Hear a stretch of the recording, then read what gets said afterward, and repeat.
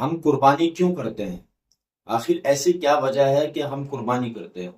السلام علیکم ورحمۃ اللہ وبرکاتہ۔ آج یہی سوال جو بہت سارے لوگوں کے ذہن میں رہتا ہے کہ ہم قربانی کیوں کرتے ہیں، تو وہی سوال کا جواب شاہی امام پنجاب مولانا عثمان لدھیانوی صاحب کی زبان میں آپ لوگوں کو ملنے والا ہے۔ آپ لوگ اس بیان کو ضرور سنیں۔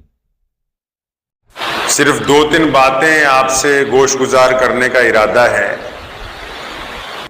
کہ جو قربانی کی عید ہے جس کو ہم عید الاضحیٰ کہتے ہیں، اس کا مقصد کیا ہے، کیوں مناتے ہیں،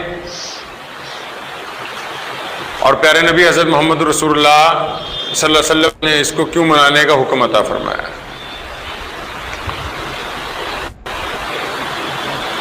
اسلام میں عیدیں 2 ہی ہیں، ایک عید الفطر ہے، ایک عید الاضحیٰ ہے۔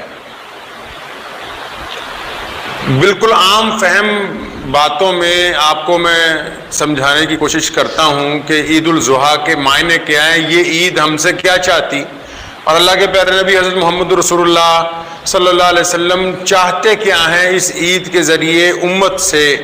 اور صحیح بخاری کے اندر نبی علیہ الصلوۃ والسلام کا فرمان بھی ہے، حدیث کا مفہوم ہے کہ تم جو جانور ذبح کرتے ہو ان کا خون اور گوشت اللہ تک نہیں پہنچتا، بلکہ آپ کی نیتیں جو ہیں وہ اللہ تبارک و تعالیٰ تک پہنچتی ہیں۔ پہلے تو دنیا میں ایک عام سا قاعدہ ہے کہ لوگوں کی جو محبت ہوتی ہے اس میں کچھ نہ کچھ لین دین ہوتا ہے۔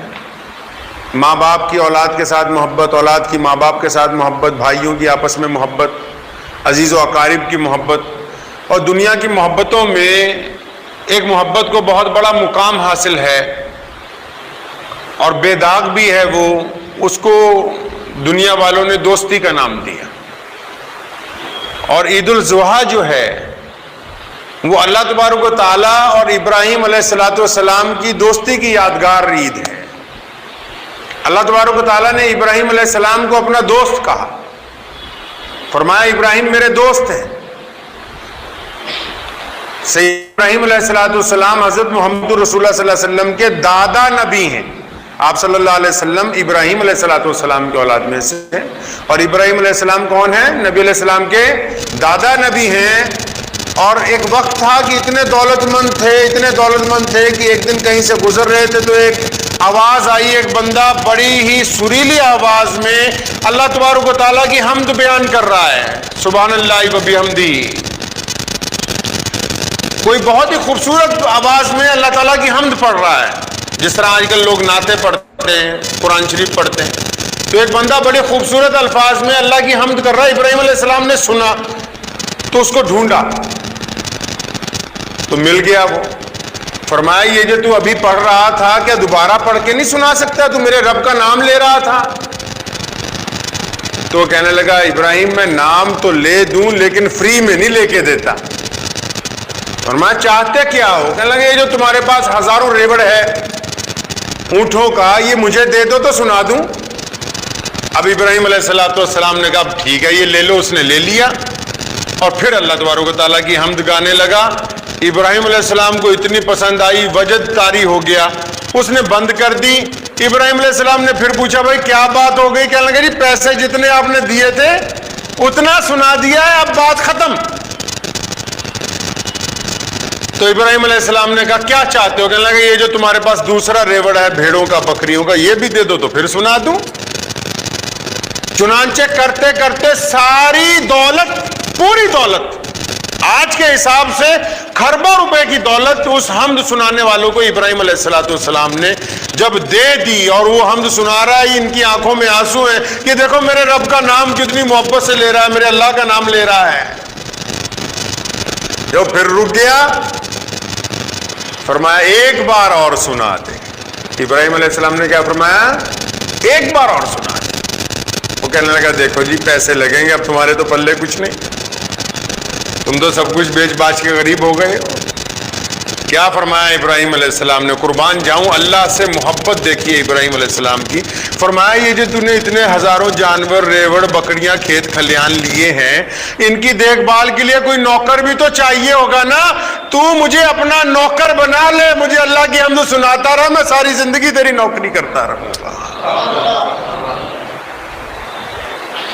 آپ کیا سمجھتے ہیں کہ عید قربان جو ہے وہ اسی طرح پوری دنیا میں لوگ لوگ منا رہے ہیں؟ اللہ تبارک و تعالیٰ نے کائنات میں جس ہستی کو اپنا دوست کہا اس کی یاد میں محبوب کائنات حضرت محمد الرسول اللہ صلی اللہ علیہ وسلم نے یہ عید جو ہے امت کو عطا فرمائی ہے.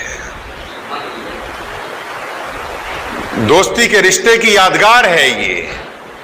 اور پھر ابراہیم علیہ السلام کی دوستی سے بڑھ کر دنیا میں اگر کسی نے اللہ سے دوستی کر کے دکھا دی تو وہ ہمارے پیارے نبی حضرت محمد الرسول اللہ صلی اللہ علیہ وسلم ہیں، جو اللہ کے محبوب بھی ہیں، اللہ کے دوست بھی ہیں. ابراہیم علیہ السلام کو اللہ تبارک و تعالیٰ نے حکم دیا، ابراہیم اپنا بیٹا جو ہے کیا اس کو نہیں تم ہمارے راستے میں ذبح کر سکتے؟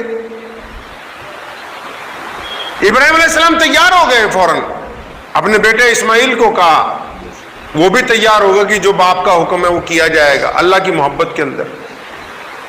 اب اللہ تبارک و تعالیٰ نے جب اپنے دوست کا امتحان لینا تھا، جب وہ اس میں بھی پاس ہو گئے، بیٹے کو لٹا لیا، ہاتھ پیر رسیوں سے باندھ دیے کہ یہ تڑپے اور میں رک نہ جاؤں، اور جب گردن پہ چھری پھیلانے لگے تو حضرت جبرائیل علیہ السلام کو اللہ تبارک و تعالیٰ نے بھیجا ہے. میں عام لوگوں کو یہ بتانا چاہتا ہوں، بکروں کی قربانی کرنا، جانوروں کی قربانی کرنا اصل مقصد نہیں تھا. آج سے کئی ہزار سال پہلے، آج سے 100 سال پہلے تک بھی لوگ، امیر آدمی اس کو سمجھتے تھے جس کے پاس زیادہ جانور ہو، زیادہ کھیت کھلیان ہو. اللہ تبارک و تعالیٰ کا حکم کہ اپنی محبوب چیز تم کون سی اللہ کے راستے کے اندر دے سکتے ہو. جب لوگوں نے حضرت ابراہیم علیہ السلام نے دمبے کے اوپر چھری پھیری، ابراہیم علیہ السلام نے جبرائیل علیہ السلام کے لائے ہوئے جانور پر، تو اس دور میں بھی لوگوں کو سب سے زیادہ مویشیوں سے محبت تھی. آج بھی گاؤں دیہات میں کسی کا جانور اگر انتقال کر جائے لوگ افسوس کرنے کے لیے جاتے ہیں. کیا سمجھے؟ اپنی محبت کا اظہار کیا گیا کہ دیکھیں ہم اپنی قیمتی چیز اللہ کے راستے میں دے سکتے ہیں. لیکن نبی علیہ السلام نے اس ٹرینڈ کو بہت آگے تک پہنچایا ہے. صرف جانور نہیں ذبح کیے، محمد الرسول اللہ نے برائیوں کی قربانی دینے کا حکم فرمایا. محمد الرسول اللہ نے گردن میں جو سریا پھنسا ہوا آکڑ کا، اس کی قربانی دینے کا حکم فرمایا. محمد الرسول اللہ نے نفرتوں کی قربانی دینے کا حکم فرمایا. ایک بندہ جب تک دوسروں کے ساتھ عاجزی سے، محبت سے پیش نہیں آتا، اس کے ذبح کیے ہوئے جانور اللہ کی خوشنودی حاصل نہیں کر سکتے. تبھی تو محمد رسول اللہ نے فرمایا نا کہ اللہ کے قریب تو تمہاری نیتیں پہنچتی ہیں، جانوروں کا گوشت نہیں پہنچتا.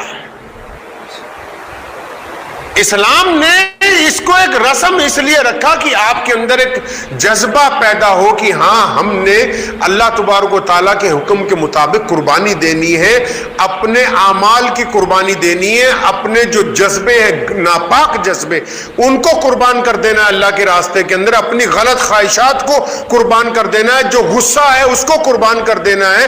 آپ جب چھلکیں گے تو پتہ لگے کہ اندر سے صبر نکلے، آپ کے اندر سے محبت نکلے. اسلام نے اسی جذبے کے تحت اس عید کو مسلمانوں کے لیے فرض قرار دیا ہے.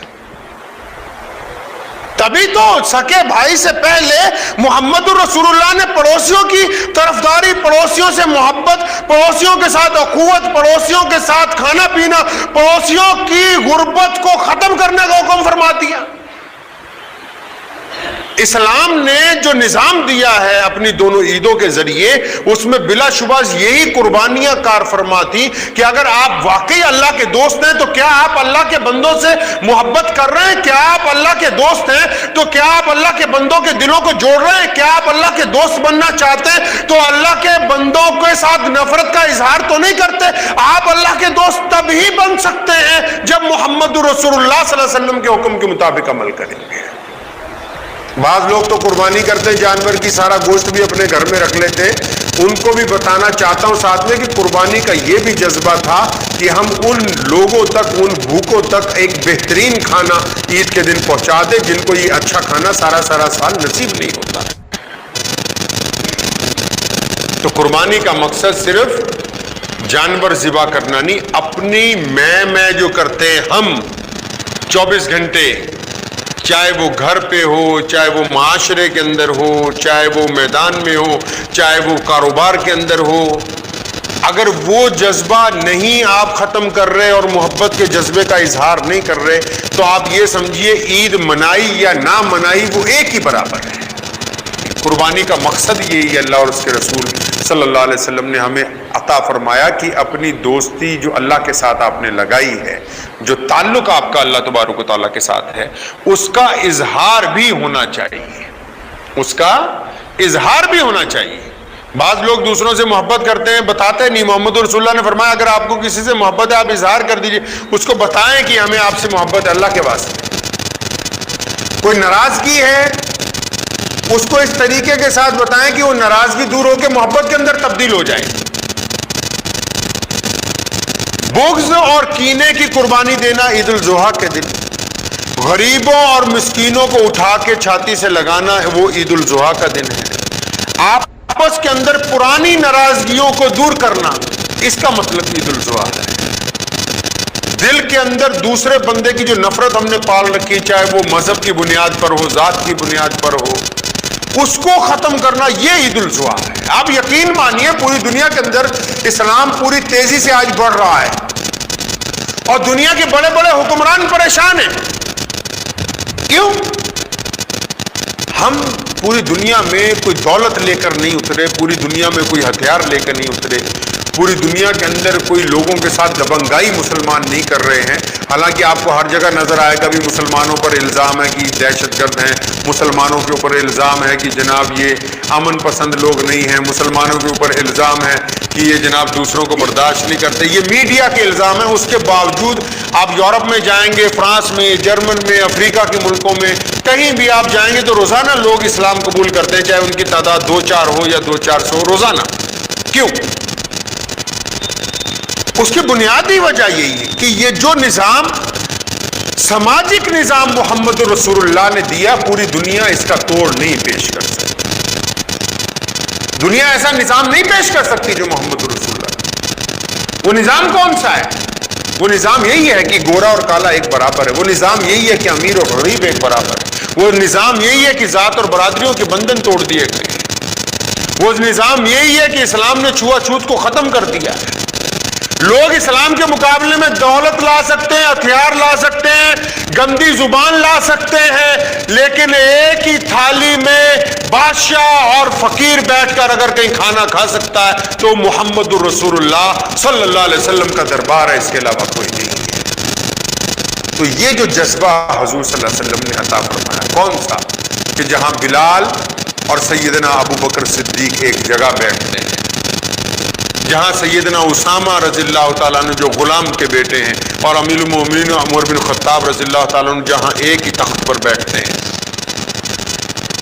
جہاں ابو ہریرہ رضی اللہ تعالیٰ عنہ اور خالد ابن ولید جیسے جرنیل جو ہیں ایک ساتھ چلتے ہیں، جہاں مفسر قرآن عبداللہ ابن زبیر رضی اللہ تعالیٰ عنہ جیسے لوگ حضرت بلال رضی اللہ تعالیٰ عنہ کے ساتھ چلنا اپنے لیے فخر کی بات سمجھتے ہیں۔ یہ جو نظام اسلام نے عطا فرمایا، یہ جو نظام آج مسجدوں میں ہے، یہ جو نظام آج مسلمانوں کے گھروں کے اندر ہے، جس میں تھوڑی سی برائیاں معاشرہ لا رہا ہے کہ شاید ہم یہ سوچتے ہیں کہ دوسرا آدمی ہماری ذات کا نہیں ہے، مذہب کا نہیں ہے، ان برائیوں کا خاتمہ عید کے دن کرنا ضروری ہے۔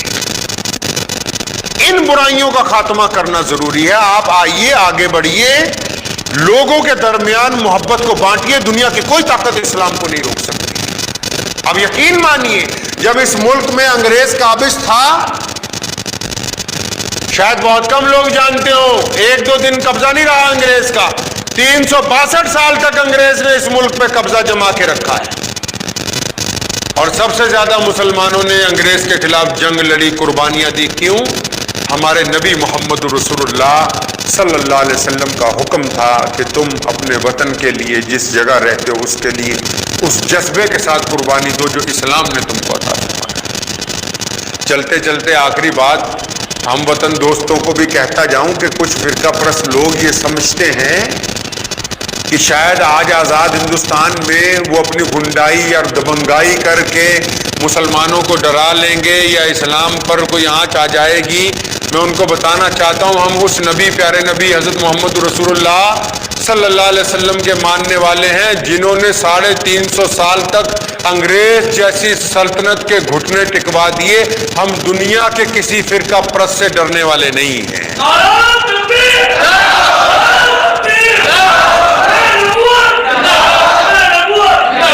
یہ جو عید الاضحیٰ ہم مناتے ہیں، اس عید کی برکت سے اس ملک کو مسلمانوں نے آزادی کے اندر اپنا حصہ ڈالا، اس عید کی برکت سے، اسی قربانی کے جذبے کے ساتھ، اور جتنا اوروں کا ہے اتنا ہم سب کا ہے۔ آئیے ہم سب مل کے اس عید کے موقع پر عہد کریں کہ انشاءاللہ تعالی ہم اپنی برائیوں کی قربانی دیں گے انشاءاللہ، معاشرے کے اندر سے نفرتوں کو ختم کرنے کے لیے قربانی دیں گے، کریں انشاءاللہ۔